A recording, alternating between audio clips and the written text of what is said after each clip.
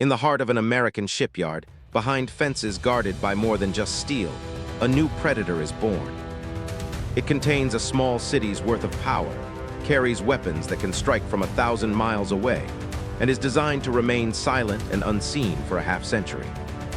Its price tag, $11 billion, and today it meets the ocean for the first time. This is not just a launch. It is the single most complex machine humanity has ever built for war, rolling out to sea. Before we see it move, we must understand what it is. The Virginia-class nuclear attack submarine is not a ship. It is a mobile, self-sustaining, sovereign island of American power. Its design is a 21st century answer to a timeless question: how to be omnipresent yet invisible. Let's start with its skeleton. Every inch of its pressure hull is made from HY100 steel, a specially formulated alloy that can withstand the crushing embrace of the deep ocean. A single perfect cylinder, its curvature calculated to diffuse pressure across every square inch. A flaw here, a microfracture, is a verdict. It is why the welders who join these sections are among the most scrutinized artisans on Earth. Its heart is a reactor. A small, sealed nuclear core, no larger than a trash can, will provide enough energy to power this 7,800-ton vessel and a small city for over 30 years without refueling. It creates not propulsion, but heat. Heat that turns water to steam, spinning turbines that generate near-silent electricity and turn a massive pump jet propulsor. It leaves no exhaust, emits no signature. It is the engine of permanence. Its senses are its soul. The most critical space is not the command center, but the very front of the boat, the sonar sphere. A hydrophone array of stunning sensitivity, housed in a chamber isolated from the hull's own noises. It can hear a tanker's propeller 100 miles away. It can distinguish the acoustic signature of one specific Russian Akula-class submarine from another. It is an ear pressed eternally to the ocean's door, and its fist is modular.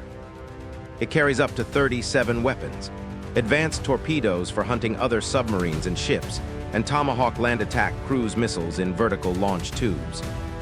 But crucially, it has a lockout trunk and a reconfigurable payload bay to host Navy SEALs, their swimmer delivery vehicles, or other classified payloads.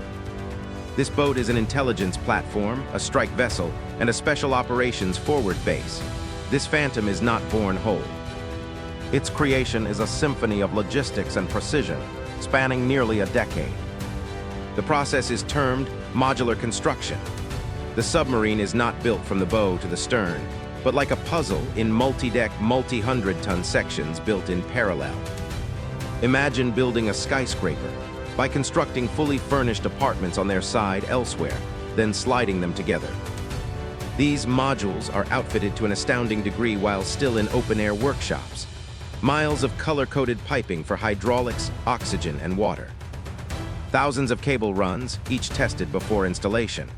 Reactor coolant loops are welded in pristine, climate-controlled spaces. This parallel work shaves years off the timeline. The integration is a ballet of microns. When a new module is rolled into the construction bay to meet its neighbor, the alignment must be perfect. Not just for the hull's integrity, but for the thousands of connections inside. Pipes, wires, ventilation shafts. A misalignment of a few millimeters here could mean weeks of rework in a cramped, dark space later. The human scale is staggering. At its peak, over 10,000 people touch this project. Electricians who navigate mazes of cable the way a miner knows a cavern. Non-destructive testing technicians who see into welds with gamma rays. Engineers solving problems that have never existed before. This is not an assembly line. It is a masterclass in coordinated, bespoke engineering. And then, after nearly 10 years, comes the day of emergence, rollout. The submarine must leave its womb and be moved several hundred feet to the flooded dry dock. The machine for this task is itself a masterpiece, the ship transfer system, a colossal computer-controlled platform with hundreds of independently controlled wheels. The movement begins. It is glacial, measured in inches per minute. Engineers monitor dozens of stress gauges attached to the hull. Laser trackers ensure the path is perfectly straight. For the program managers, these 18 hours are an eternity. This is the single point of greatest physical risk to the vessel. And then, The nose of the bow breaks the plane of the shed door. For the first time in its existence, natural light hits the black anechoic coating of its hull. It is a moment of profound transition. It is no longer a project in a shed. It is a warship meeting the world. Now ritual takes over. The christening, a tradition centuries old meant to bestow luck and identity. The sponsor speaks of the boat's namesake, a state, a city, a war hero. They invoke the spirit of service. I christen the USS Example name. May God bless her and all who sail in her. With that impact, the $11 billion machine becomes a she. She gains a soul, a legacy to uphold. The champagne washes over the names of the thousands who built her. She is home, but not home. Her journey to warfare is only half complete. She is now a hull with a name, awaiting her nervous system and her crew. For the next 18-24 months, the submarine will undergo post-shakedown availability. This is where she becomes alive. The crew, led by a hand-picked pre-commissioning unit, moves aboard. Their job is to learn every inch of their new home and help install its most sensitive gear. Miles of fiber optic cable for the ship's control system are snaked through conduits. The combat system, the brain that fuses sonar, navigation, and weapons data, is loaded with software and tested. The most classified elements, the specific sonar processing algorithms and electronic warfare suites, are installed under intense security. The crew tests every switch, every valve, every circuit. They are not just tenants, they are midwives, then the first heartbeat. Dock trials. The reactor goes critical, producing heat. Steam turns the turbines.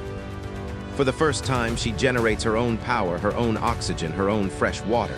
She is no longer dependent on the shore. She breathes. And then, a quiet revolution. She casts off her lines and moves into the channel under her own power. A silent declaration of independence. The shipyard's job is nearly done.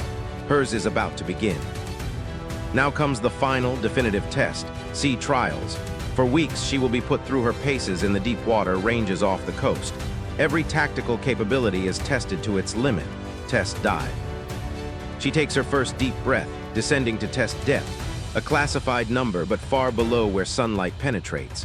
Her hull creaks and groans as pressure mounts, a normal, terrifying song.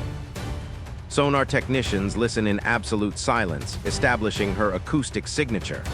The goal is not just quiet, it is to be a hole in the water. Weapons systems are tested. Torpedo tubes are blown with high-pressure air. Simulated weapon launches cycle the fire control systems.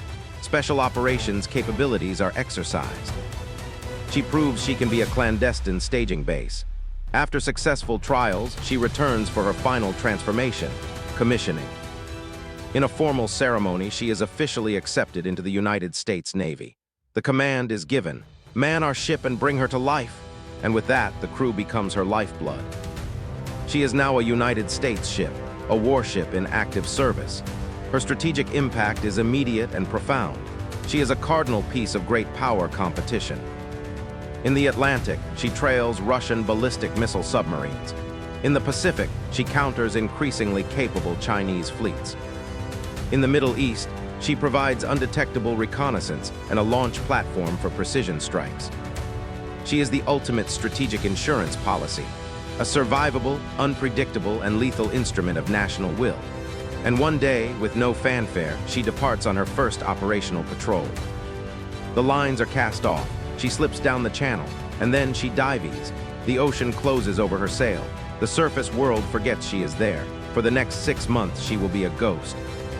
A sovereign piece of America moving through the world's shadows. Her crew, on a rotational watch schedule, will live in a world of artificial time, regulated air, and profound isolation. They will train relentlessly. They will listen to the ocean's symphony, searching for a single discordant note. They will stand watch, as generations of submariners have before them, in a silent, dark world where a single mistake has no margin for error. The $11 billion price tag, the decade of construction, the millions of man-hours, all of it condenses down to this, enabling a group of 130 highly trained men and women to do an impossible job. To be unseen guardians, to provide the certainty of retaliation and thus the hope of peace. And back in the Cathedral of Industry, the hall is not empty for long. The jigs are reset. The first curved steel plates for the next Virginia-class boat are being aligned. The welders' torches will ignite again, because the watch must never end. The ghosts must always be there, moving silently in the deep, ensuring that the storms below never break the peace above.